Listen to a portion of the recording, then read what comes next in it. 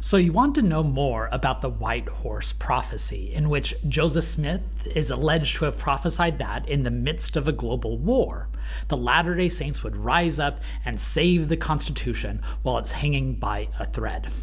Few apocryphal texts have taken on such significance in the Latter-day Saint tradition, or have been the center for both fascination outside or controversy within that culture.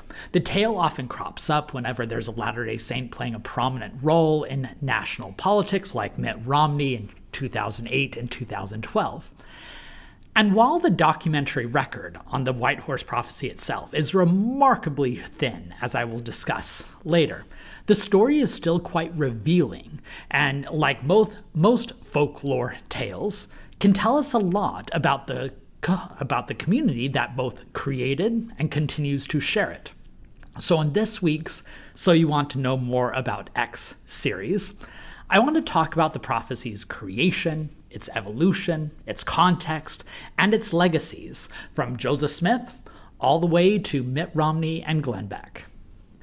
Now, to briefly summarize the White Horse Prophecy, it goes something like this. Shortly before Joseph Smith's death, he spoke to a small circle of close followers and prophesied of the future, speaking of the four horsemen, or drawing on that metaphor and analogy from the book of Revelation. He spoke of the time when the church would move out to the Rocky Mountains after his death and would then experience a number of difficulties, but also that the United States, the pale horse, would fall into all these different commotions and wars and rumors, and only then would the white horse, standing in for the Latter-day Saint Empire, would step in, combining forces with the red horse, the Native Americans, the remnants of the Lamanites, in redeeming the nation and saving the Constitution as it hung by a thread.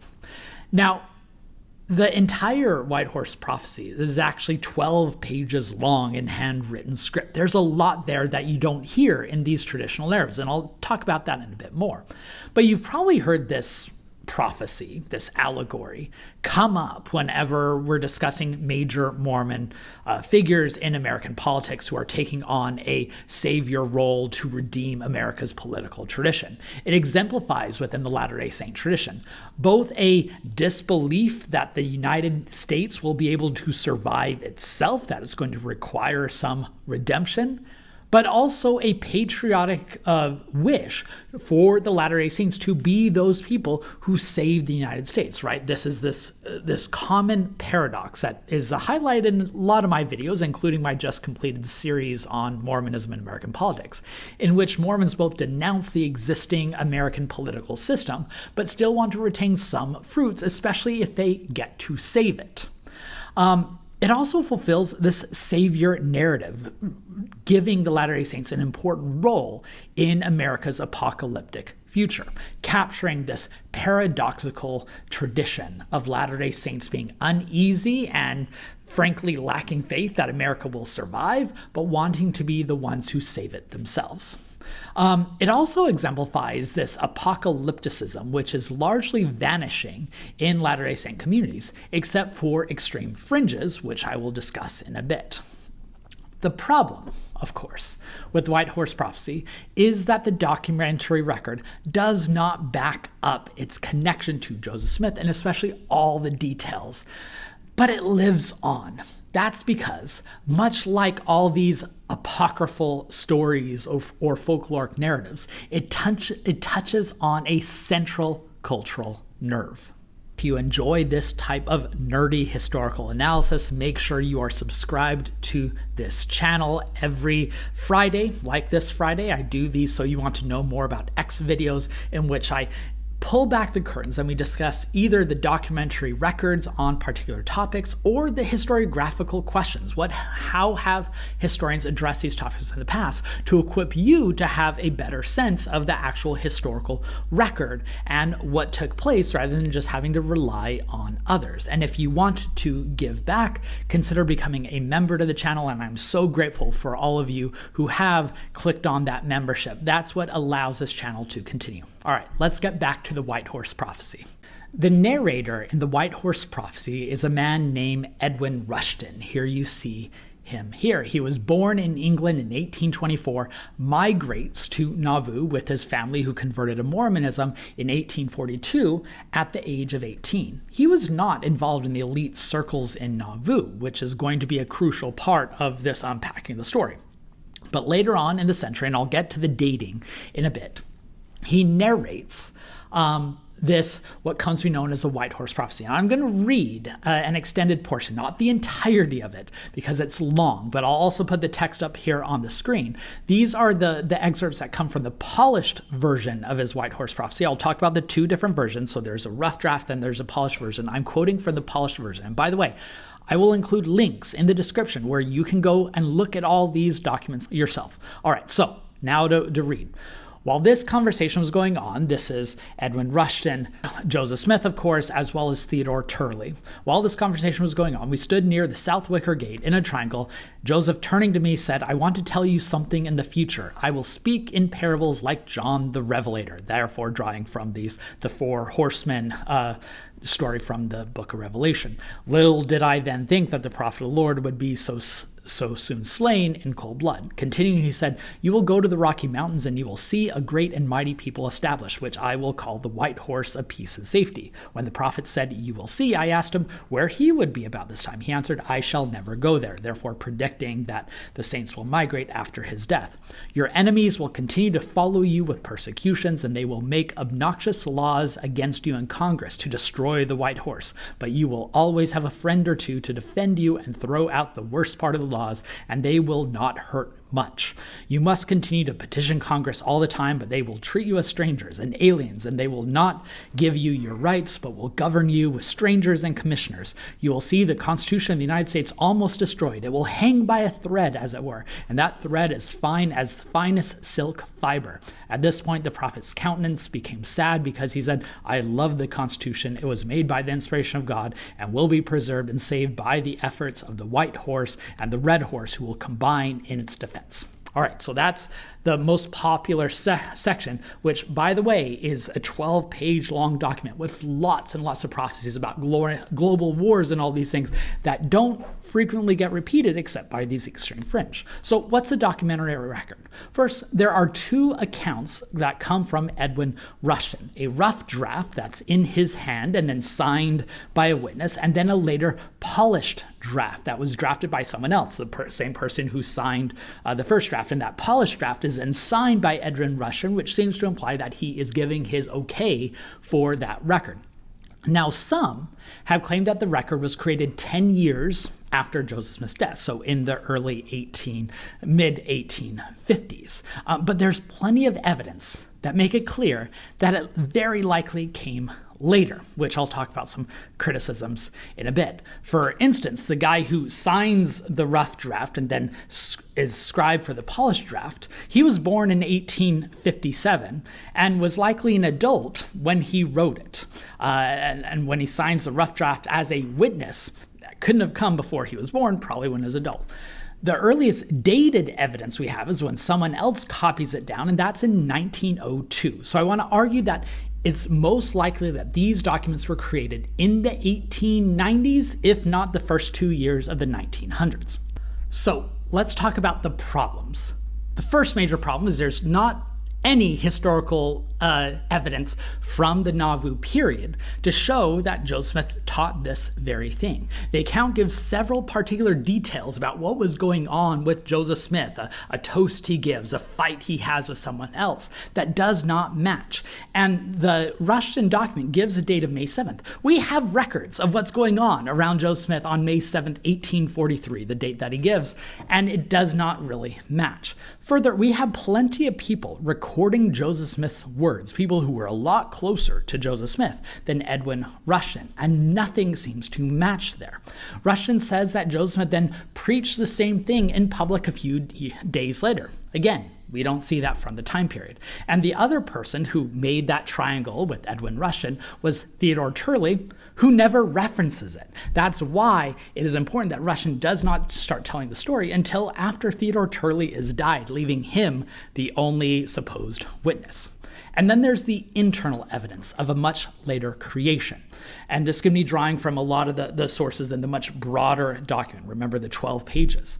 It refers to the global conflicts and as well as the fights going on in the West, and refers to the Japs and the heathen Chinese, which was terminology not present in Joseph Smith's day and did not really become prominent among people in America until the 1880s and the 1890s. It refers to African Americans as a black horse and mentions that they feared that they were going to be re-enslaved, which seems to imply after slavery was abolished. It refers to global events going on, like SARS and what Russia is doing that does not match what was going on in the mid-1800s, but is a much better match for the late 1800s. It talks about how the government is going to prosecute the Mormons and that they would continue to petition for peace and eventually reach their salvation, which seems to imply this happens after the legal persecution of the 1870s and the 1880s, and Mormons eventually giving up polygamy in 1890. In other words, in the rambling prose and prophecy of the broader document, much of those details fit the 1890s period much better than they do any decade before that. Now, that's not to say there's not elements in this story that don't overlap with historical record. What it seems like happened is Rushton took some ideas that were taught by other church leaders, some of whom claim they got it from Joseph Smith, and then he just provides a narrative surrounding it. For instance, Joseph Smith did prophesy that the Constitution may one day be on the brink of ruin, which sounds similar to being hanged by a thread. And then Brigham Young in the 1850s started teaching that Joseph Smith had prophesied that the Constitution would hang by a thread, saying he learned that from Joseph Smith, and Orson Hyde, another LDS apostle, said that the LDS would be the people who would save the Constitution when it is on the brink of ruin, and that he learned that from Joseph Smith. And of course, Brigham Young and others said that Joseph Smith had prophesied that the saints would eventually go to the Rocky Mountain. But again, those are things that we can't directly tie back to Joseph Smith, and it rather seems that they are using Joseph Smith's name to validate their own opinions. So it seems quite clear to me, and of all scholars, I don't know any scholar who actually says the white horse prophecy came from Joseph Smith. It's clear to the scholarly consensus that Edwin Rushton created the white horse prophecy on his own, utilizing some ideas that were percolating around him and creating this grand narrative, this big prophecy, because he was a part of this pioneer generation in the 1890s and early 1900s who were worried that the saints were losing some of their history. But in telling their history, they often invent stories that try to show that they were there. They were in the room where it happened, to use the Hamilton phrase. And so this seems to be Rushton's trying to place himself in Mormon history by creating a prophecy in Joseph Smith's own words. So let's now talk about how that prophecy was received, spread, and at times denounced. By 1902, we have other people copying down the white horse prophecy from Rushton and starts spreading like wildfire in the Latter-day Saints, because again, it confirms what many had wanted to see in Joseph Smith. It ties together all of these principles into a very compelling story, once again proving that Joseph Smith was a prophet and reaffirming that the Latter-day Saints have an important role in American history. It starts being published by around 1910, 1912, and then it gets wide enough discussion that in 1918, Joseph F. Smith denounces it in General Conference as a ridiculous story in which two men had put together broken sentences. It is simply false, Joseph F. Smith said. However, elements of the white horse prophecy continue to spread, including by other general authorities and apostles who especially refer to the hanging by a thread line. Now, that hanging by a thread comes from Brigham Young in the 1850s, but now it's connected to Joseph Smith, and it's often people quoting the white horse prophecy by just focusing on that one particular term and ignoring the much broader context out of which it came. In the mid-20th century, you get competing traditions of both interpreting and denouncing it. Duane Crowther's book, Prophecy, Key to the Future, which becomes a very popular book among apocalyptic-minded saints on the fringes of Mormon extremism, who reproduce it and say that it's probably true because it reaffirms how they view this millenarian end and that Joseph Smith had prophesied the coming global wars, whereas Bruce R. McConkie, when he publishes Mormon Doctrine around the same time, dismisses it as false. So from that point on, you get the mainstream church largely distancing the tradition from the White Horse Prophecy, while you get fringe groups, especially fundamentalists, using it as an example of how the LDS Church is forgetting core doctrines, moving beyond Joseph Smith. And this goes all the way to the present, where you get groups like the Bundys and Chad Daybell, who refer to the White Horse Prophecy as quasi-scripture, as evidence of Joseph Smith's prophecy that Latter-day Saints should still be listening to. So with that broad background, that brings us to the 21st century, where White Horse Prophecy enters mainstream discourse, largely due to Mitt Romney. When he announces his candidacy for the 2008 presidential campaign, some Latter-day Saints, but especially outside onlookers, start using the White Horse Prophecy in their discourse about Mitt Romney. You saw lots of jokes of, is Mitt Romney the white horse? Now, Mitt Romney himself distanced his campaign from that prophecy. He had never really been that type of religious-minded. His memoir, or not his memoir, but the biography by McKay Coppins, makes it very clear that Romney approaches his politics in a very secular manner. And he saw the White Horse Prophecy as, of course, a problem, especially when he's trying to normalize Mormonism and make many people seem more comfortable with it. But there are others who did continue drawing from it after Romney does not get the Republican nomination in 2008 and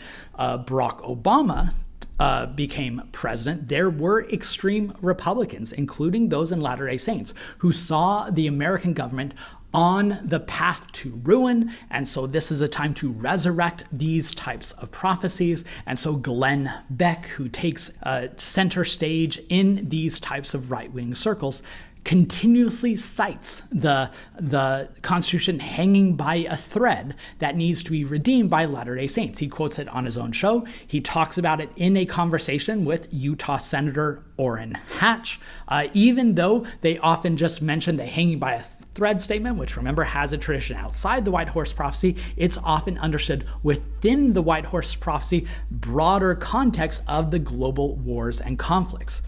It got so much attention that in December 2009, and then published in January of 2010, the LDS Church put out a statement explicitly denouncing the White Horse Prophecy. This is the language they use. The so-called White Horse Prophecy is based on accounts that have not been substantiated by historical research and is not embraced as church doctrine.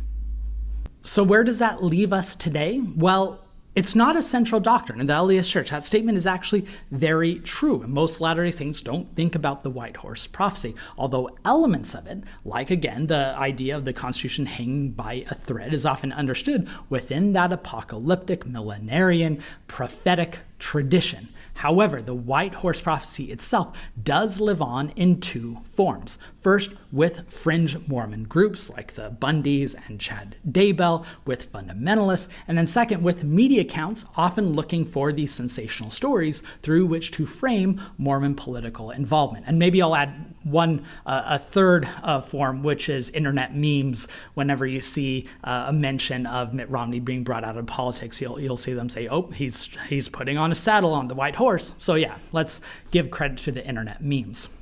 But the White Horse Prophecy, while not a historical document or prophecy that can be connected to Joseph Smith, does capture these central tensions within the Mormon tradition that can't be overlooked. The lack of trust in the government being able to preserve itself, the belief that the LDS Church will play a role in the patriotic efforts to save it, and the tensions of these apocalyptic prophecies in a largely secular nation now. Now, if you're interested in learning more about this, all these links are in the description. You have Don Penrod's article, Edwin Rushton as a source of the White Horse Prophecy, which includes texts of the two major different versions, the rough draft and the polished draft. So if you want to read the entire White Horse Prophecy itself, read Don Penrod's Edwin Rushton as a source for the White Horse Prophecy. I'm also linking to Noel Carmack's Of Prophets and Pale Horses, Joe Smith, Benjamin West, and the American Millenarian Tradition, because I think it's a great introduction to the world in which this White Horse Prophecy was understood. That article was published by Dialogue. The Penrod article was published by BYU Studies. And then finally, an article from just a decade ago, Dana Milbank's Mormon Prophecy Behind Glenn Beck's Message, which talks about how Glenn Beck has resurrected the White Horse Prophecy in these right-wing fringe circles. I hope this video makes sense. If you have any questions, leave them in the comments. I hope this shows why history is so relevant, because it gives context to these issues, these phrases that often crop up in modern religious life. If you found the video useful, please hit the like button, share with others, consider subscribing or even becoming a member of the channel. History has never been more relevant, which is why these conversations are not just important, but they're also fun.